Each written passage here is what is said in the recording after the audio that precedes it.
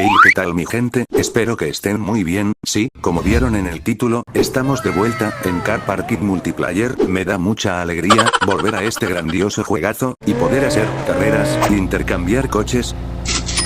Muy bien, una vez dentro del juego lo primero que haré es vender este coche, porque ando pobre.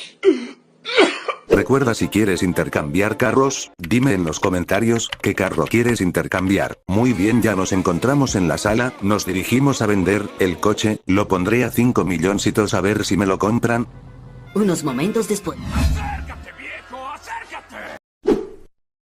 ¡Qué genial! ¡Qué genial! 346 minutos más tarde. ¡Es hermosa! Después de negociar con el dueño, me lo dejó en 1 millón. Así es como vino el coche, un poquito feito la verdad. Y así quedó después de hacerle un buen diseño.